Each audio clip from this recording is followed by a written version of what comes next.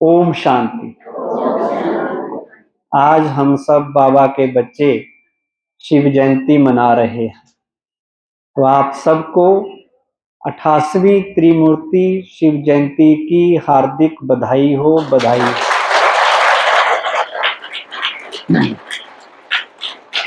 थोड़ी देर पहले आप सभी बड़े उमंग उत्साह के साथ शोभा यात्रा में गए थे। आप सब माताओं ने कलश यात्रा भी निकाली, झांकियां भी निकाली, सारे शहर में घूमकर लोगों को शिव बाबा की जय जयकार के उद्घोष किए, नारे भी लगाए और सबको ये पैगाम देने की कोशिश की कि शिव बाबा आए हैं, मेरा बाबा आ गया। सुना ना गीत, मेरा बाबा आ गया। और आया भी नहीं है, बड़े साल हो गए, और आकर उसने बड़ा कुछ कर भी दिया, हम सबका जीवन भी बना दिया। हम लोग कहाँ थे, कहाँ अंधकार में धक्के खा रहे थे, परमात्मा के बारे में कुछ पता ही नहीं था। लेकिन शिव बाबा आया और आते ही उसने प्रकट होके अपना परिचय हमें दिया, और ना केवल परिचय दिया बल्कि हर रोज ज्ञान भी सुनाया। जब हम भक्ति में थे तो हम सोचते थे एक दर्शन हो जाए भगवान के, वे गीत भी गा रहे हैं, जब से दर्शन किए भोले के नशा चढ़ गया, पता नहीं कौन सा।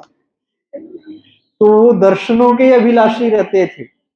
हमने कभी सोचा ही नहीं था कि दर्शन तो बहुत छोटी सी बात है, दर्शन से कुछ होता नहीं है। वो तो आकर पढ़ाएगा, और पढ़ाया उसने, ज्ञान सुनाया, माता पिता बनकर हमारी पालना की, टीचर बनकर हमें पढ़ाया, और गुरु बनकर, सदगुरु बनके हमें आशीर्वाद वरदान दिया उसने। और हर रोज वरदान दे रहा है, कोई एक दिन की बात भी नहीं। वो तो कहते जी फलाने आदमी ने तपस्या की, शिव जी खुश हुए और शिव जी ने उनको ये वरदान दे दिया। लेकिन हम तो वो सौभाग्यशाली बच्चे हैं जिन्हें हर रोज शिव बाबा वरदान दे रहे हैं। आप में से कौन कौन मुरली हर रोज सुनता है? वेरी गुड, ये तो बड़ी अच्छी बात है, क्योंकि शिव बाबा की मुरली है। शिव बाबा के महावाक्य, शिव बाबा सृष्टि पे आए और उन्होंने जो सृष्टि परिवर्तन का कार्य आरंभ किया, उसमें हर रोज महावाक्य चलाए, हर रोज समझाया, और इतने प्यार से समझाया, इतना प्यार से समझाया कि कोई बिगड़ा हुआ आदमी भी सुधर जाए। इतने प्यार से तो कोई माँ बाप भी अपने बच्चों को हर रोज नहीं समझाते। एक बार समझाते हैं, दूसरी बार समझाते हैं, तीसरी बार नंबर लग जाता है, पिटाई हो जाती है। पर शिव बाबा कितने प्यार से, इतने सालों से हमें पढ़ा रहे हैं। पढ़ा रहे हैं या नहीं पढ़ा रहे? सबको निश्चय है कि हमें कौन पढ़ा रहा है? भगवान शिव भोलेनाथ, जिसकी याद में आज इतना बड़ा त्योहार सारी दुनिया मना रही है। सारे मंदिरों में बड़ी धूमधाम से भगत लोग शिव बाबा को याद कर रहे हैं, पर उन लोगों को पता ही नहीं कि शिव बाबा है कौन। ना परिचय पता, ना उसके सही पहचान पता। और हम बच्चों को बाबा ने चुना, कोटों में से कोई की लाइन में रखा। भागवत गीता में है कि जब मैं आता हूं, कोटों में कोई और कोई में भी कोई ही मुझे पहचानते हैं, और कुछ जो कम समझदार लोग हैं वो पहचान कर भी छोड़ देते हैं, धोखा खा जाते हैं। क्योंकि जब भगवान आता है ना, तो माया भी नकली भगवान बन के आ जाती है। आजकल कई ऐसी चीजें हैं जो आपको अट्रैक्ट करेंगी। आप कहेंगे शिव बाबा छोड़ो, पहले मैं फिल्म देख लेती हूँ, पहले मैं मोबाइल में कुछ कर लेती हूँ। ये माया के प्रलोभन हैं जो हमें भ्रमित करते हैं। जो आज साइंस की इतने साधन निकले हैं ना, चाहे मोबाइल है, चाहे टीवी है, या कुछ भी है, लेकिन अब हमें जब निश्चय हो गया कि भगवान सृष्टि पे आकर हमें देवता बना रहा है, ये सृष्टि अब बदलने वाली है, कलयुग गया कि गया, सतयुग आने वाला है, तो ये समझ जिसे मिल गई तो फिर वो क्या करेगा, सतयुग में जाने की तैयारी करेगा ना, क्योंकि उसे पता है कि अब आने वाला टाइम कौन सा है, सतयुग का है। अब यहां बहुत महल माड़ियां बना ली, सब कुछ कर लिया, ये तो थोड़े टाइम का है, लेकिन हमें क्या करना है, अब वो तैयारी करनी है जिसमें सतयुग में जाके हम कुछ बन सके। बाबा ने कहा सतयुग में राजा रानी भी होंगे, प्रजा भी होगी, रॉयल फैमिली भी होगी, साहूकार भी होंगे, दास दासियां भी होंगे। अच्छा, दास दासियां राजाओं के भी होंगे, साहूकारों के भी होंगे। एक व्यक्ति ड्राइवर है, वो एक लाले के पास ड्राइवर है, और एक व्यक्ति ड्राइवर है और वो प्राइम मिनिस्टर की गाड़ी चलाता है, उसमें भी फर्क है। एक व्यक्ति खाना बनाता है, घर में बना रहा है या किसी दुकान में बना देता है, एक राष्ट्रपति के लिए खाना बनाता है। तो दास दासियों में भी स्टैंडर्ड है, और राजा रानी और रॉयल फैमिली मतलब राजा के रिश्तेदार, वो भी महलों में रहते हैं। तो बाबा ने कहा है जो आप बनना चाहें बन सकते हैं अभी के पुरुषार्थ से। ये नहीं कि शहर के लोग राजा रानी बन जाएंगे, गांव के नहीं बनेंगे, कोई भी बन सकता है।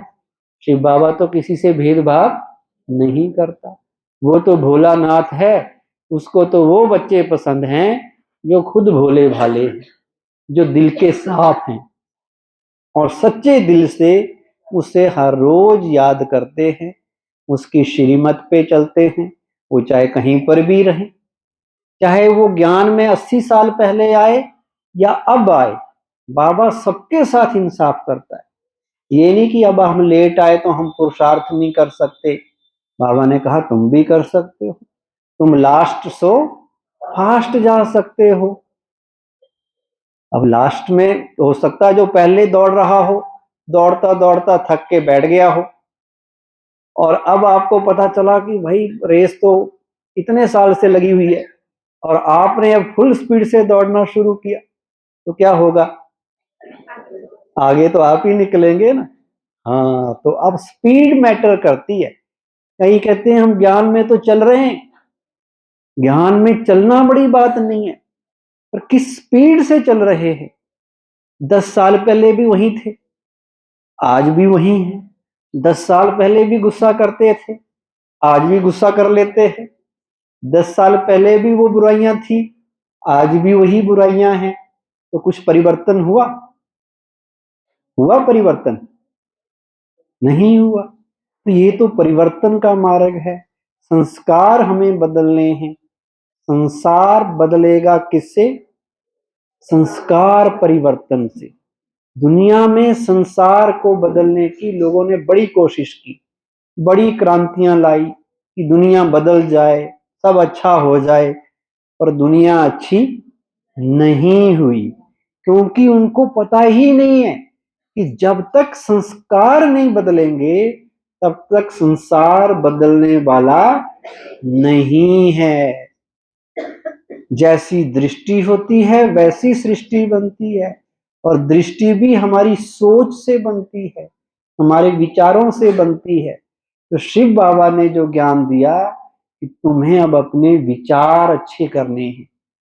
सारा योग किसके लिए है? कि हमारे विचार शुद्ध हो जाए, विचार इतने अच्छे हो जाएं सबके लिए, सबके भले वाले हो जाएं। तो जब विचार अच्छे होंगे, संकल्प से सृष्टि बनती है, क्योंकि जैसा हम सोचते हैं वैसा ही हमारे साथ होने लग जाता है, और वैसे ही हम बन जाते हैं, और जैसे हम बनते हैं वैसी ही सृष्टि बन जाती है।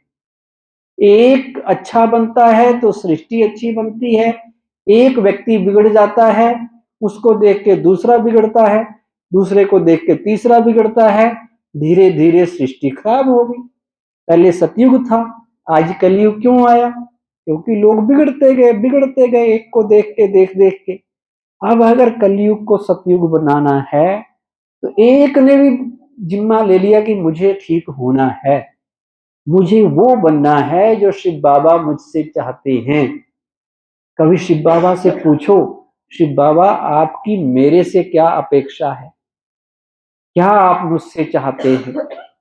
और अगर आप मुरली सुनेंगे ना व्यक्त बाप दादा की, कल भी चली, अब तो टीवी पे भी आती है, तो उसमें बाबा कहता है बाप दादा चाहते हैं, एक लाइन आजकल आती है कई बार, क्या चाहते हैं कि क्रोध मुक्त बनो, बाप दादा चाहते हैं मुक्ति वर्ष मनाओ, मुक्ति, जितनी भी चीजें हैं बुरी चीजें, बुराइयां, अधीनता, उनसे मुक्ति मनाओ। भगवान डायरेक्ट कह रहा है हमसे, मैं ये चाहता हूं। अब बताओ क्या करना चाहिए, भगवान का कहना मानना चाहिए या अपने रिश्तेदारों का, मित्र संबंधियों का, पति का, बच्चों का, किसका कहना मानना चाहिए, किसमें भला है। लोगों का कहना मानेंगे, ज्यादा से ज्यादा क्या दे देंगे, हमें रोटी देते हैं, एक घर दे रखा है रहने के लिए, बुढ़ापे में थोड़ी बहुत सेवा कर देंगे आपके बच्चे। लेकिन शिव बाबा को बच्चा बनाया अगर, वो आपकी बड़ी सेवा करेगा। किस किसने शिव बाबा को बच्चा बनाया है, हाथ तो खड़ा कर रहे हैं, और बच्चा बनाने का मतलब वो प्यार। वो तो दीदी से पूछेंगे ना फिर किस किस ने, दीदी किस किस को सर्टिफिकेट दे देते हैं कि ये है।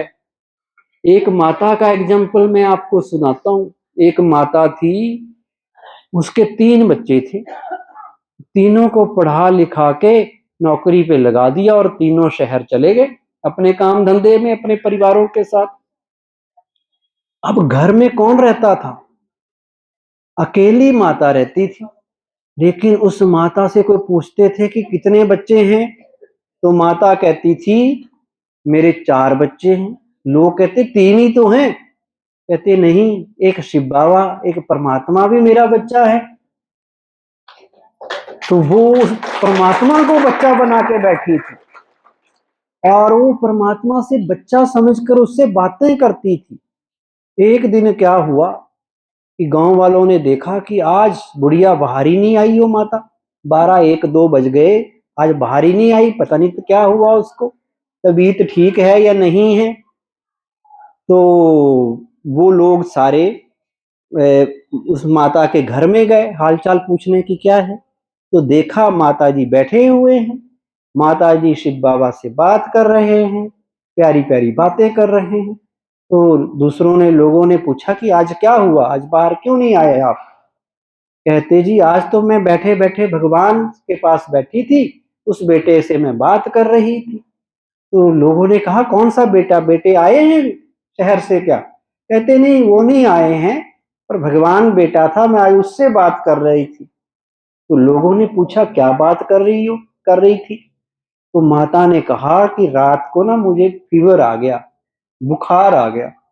अब बुखार आ गया तो तबीयत ठीक नहीं थी, सवेरे मैं उठने की कोशिश की, उठा ना जाए मेरे से, हिम्मत नहीं हो रही थी कि मैं उठूं, मेरे होंठ सूख रहे थे, शरीर में दर्द हो रहा था, हाथ कांप रहे थे। फिर मैंने सोचा कि मैं किचन में जाके एक गिलास पानी तो पीऊं, लेकिन उसके लिए भी हिम्मत नहीं हुई। फिर मैंने शिव बेटे को कहा कि आज मेरे दूसरे 3 बेटे अगर होते तो कोई ना कोई पानी पिलाता, क्या आप मुझे पानी भी नहीं पिलाओगे। तो ऐसे करते करते कहती मैंने शिव बाबा से बात करनी शुरू की, और शिव बाबा ने फिर क्या किया, कहते ऐसी नींद मुझे आ गई बात करते करते कि 1 घंटे बाद जब मैं उठी तो क्या हुआ, सारा दर्द गायब था, बुखार भी गायब था, और बिल्कुल मैं रिलैक्स होके बैठी हुई थी, बिल्कुल रिलैक्स होके बैठी हुई थी, और ऐसा लगा कोई बीमारी थी ही नहीं मुझे।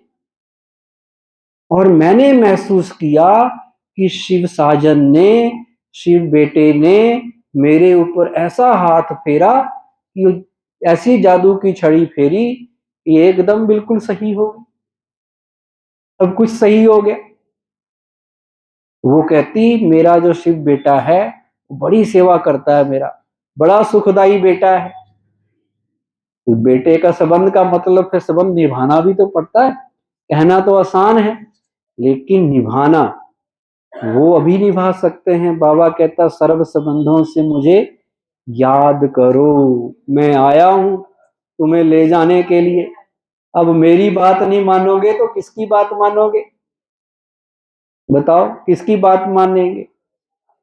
भक्ति में कितने चिल्लाए हम, कितने यात्राएं की, कितने हवन कुंड यज्ञ किए या ना किए भगवान को पाने के लिए, और वो इतनी आसानी से मिल जाएगा ये पता भी नहीं था।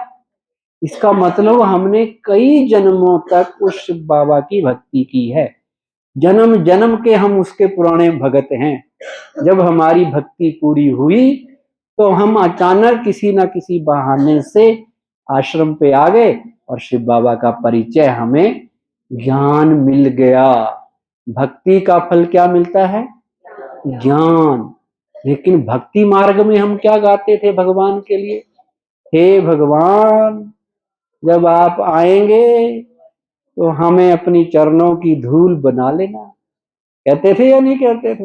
हे भगवान जब आप आएंगे हमें अपनी बांसुरी की लकड़ी बना लेना, ताकि आपके हाथ तो लगे हमें।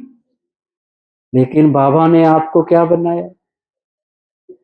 और ये भी गाते थे कि चारों तरफ लगाए फेरे फिर भी हरदम दूर रहे। फेरे बहुत काटे, कभी हरिद्वार कभी कुंभ के मेले में 1-1 करोड़ लोग इकट्ठा हो जाता है। किसी के कपड़े गायब तो किसी के पैसे गायब। गए थे पाप गायब करने के लिए, पाप तो कटे नहीं और जेब जरूर कटाई। समझ ही नहीं थी कि पानी से पाप नहीं कटते, पानी से तो शरीर साफ होता है, और वो भी जब पानी साफ हो। आज के युग में तो नदियों का पानी भी गंदा हो रखा है, तो उससे भी साफ होने की, शरीर साफ नहीं हो सकता तो आत्मा क्या होगी? पर शिव बाबा ने हमें उन सब से छुड़ाकर अपना बच्चा बना लिया। स्वयं कुआं प्यासे के पास आ गया। कभी सोचा था कि कुआं प्यासे के पास जाता है? प्यासे को ही जाना पड़ता है कुएं के पास। फिर यहाँ उल्टा हो गया। दुनिया के लोग जीवन बिता रहे हैं और हम बाबा के बच्चे जीवन बना रहे हैं। हम जीवन काट नहीं रहे, हमारा तो जीवन ही सफल हो गया। चाहत ही पार ब्रह्म में रहने वाले परमेश्वर को पाने की, वो ही अपना हो गया। तो और क्या चाहिए? चाहिए कुछ और? अब किसी बात की चिंता है?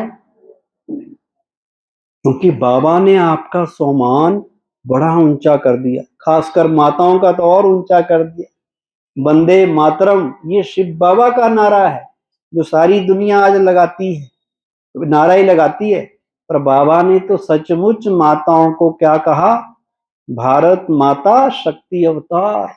ये मेरी माताएं, ये बहनें, ये कन्याएं, ये स्वर्ग के द्वार खोलेंगी। आज महिला सशक्तिकरण, महिला दिवस भी है ना, तो महिलाओं को जो बाबा ने आगे किया ऐसा किसी ने नहीं किया।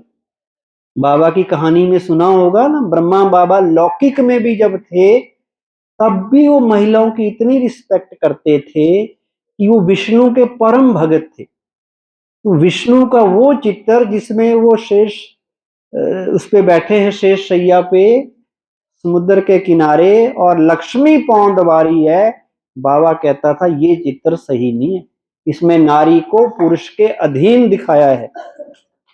उन्होंने चित्रकार बुलाया, पेंटर बुलाया, और वो चित्र बनाया जो अभी लक्ष्मी नारायण पैरेलल खड़े हैं, बराबर खड़े हैं। उन्होंने कहा दोनों लक्ष्मी और नारायण बराबर हैं, आप उनको नीचे नहीं रख सकते। हमारे आदरणीय भारत भूषण भाई जी भी पहुंच गए हैं, उनके लिए भी जोरदार ताली हो जाए।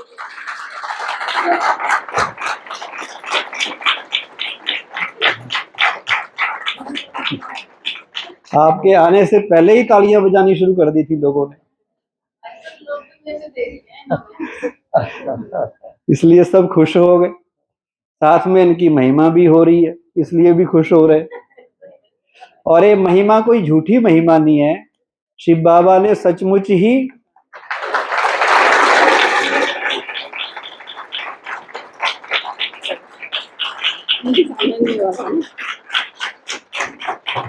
शिव बाबा ने सचमुच ही आपका मान इतना बढ़ाया है, इतना आज तक किसी ने बढ़ाया ही नहीं। बढ़ाया कि नहीं बढ़ाया? किसी ने इतनी रिस्पेक्ट दी कि स्वर्ग के द्वार खोलेंगे। महात्माओं ने, साधुओं ने कहा ये तो नरक की द्वार हैं, पता नहीं क्या क्या कह के आपका सम्मान ही नीचे गिरा दिया ताकि गुलामी करती रहे महिलाएं। लेकिन बाबा ने कहा नहीं, ये तो बहुत ऊंच है। तो मैं बात कर रहा था कि बाबा ने कितना ऊंची नजर से आपको देखा। कहाँ हम चरणों के दास, पांव की धूल बनने के लिए बेताब थे, पर बाबा ने हमारा सम्मान इतना ऊंचा उठाया। बाबा ने कहा कि तुम चरणों की धूल नहीं, तुम तो मेरे सिर के क्या है? ताज। सिर के ताज हैं और मस्तक की क्या है? मणि हैं। और गले का क्या है? हार हैं। और नैनों के क्या हैं? नूर। और दिल के क्या हैं? दिल तखत नशीन। परमात्म दिल तखत नशीन। तो इतना ऊंचा आपका सम्मान बाबा ने बढ़ाकर बाबा ने आपको क्या से क्या बना दिया।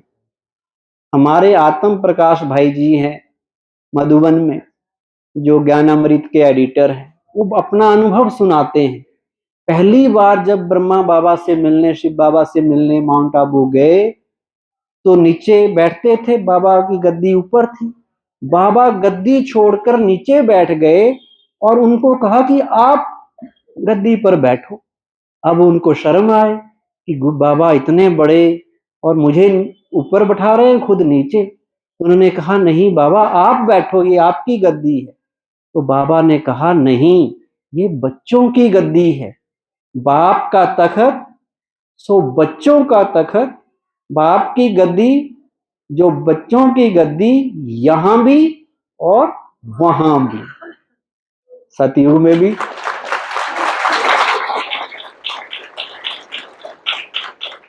वो गीत भी आपने सुना होगा, बाबा कितने निरहंकारी, बच्चों को नमस्ते, सारा जग जिन्हें याद प्यार दे। वो किसे याद करते हैं? सारा जग जिन्हें याद करे, वो याद प्यार हमें।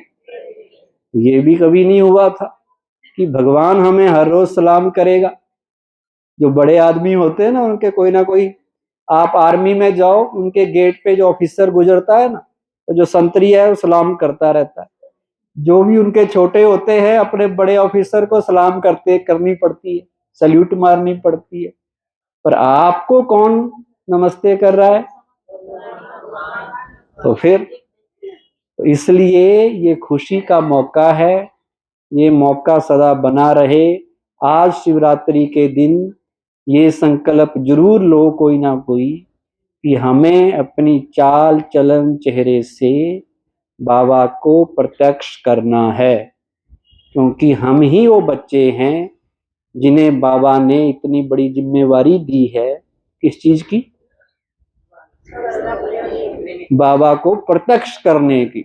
अब वो तो गुप्त रहता है, अब उसका संदेश, उसकी काम जो चल रहा है वो कौन दुनिया तक पहुंचाएगा?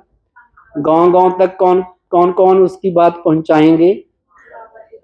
बाबा के बच्चे पहुंचाएंगे। मुझे खुशी होती है जब मैं इधर आता हूँ हरियाणा में, खासकर गांव गांव तक हमारे सेंटर खुल गए।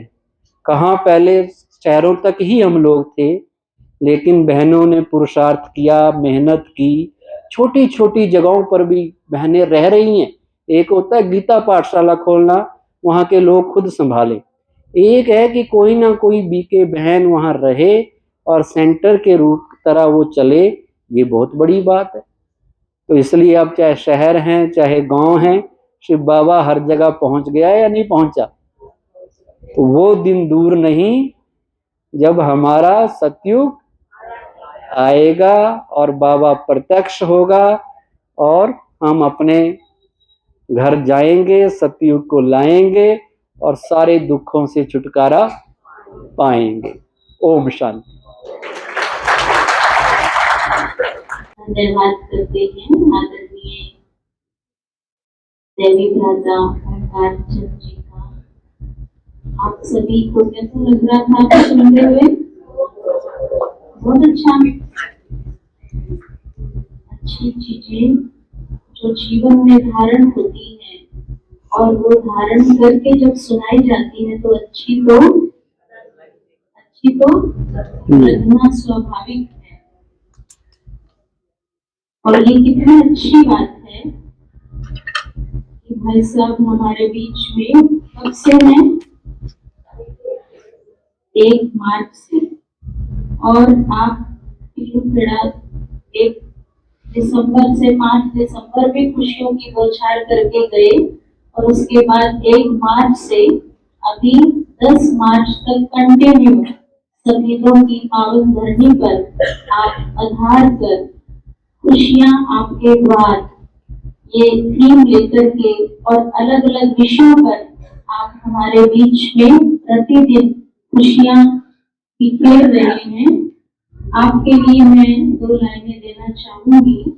आपके विचार आपकी पहचान है, आपके विचार आपकी पहचान है, चेहरे पे सदा आपकी मुस्कान है, आपकी मौजूदगी ये महफिल की जान है। हमारी खुशकिस्मती है जो शिव अवतरण दिवस पर मधुबन की पावन धरनी से आप यहाँ पधारे। आपका धन्यवाद करते बारी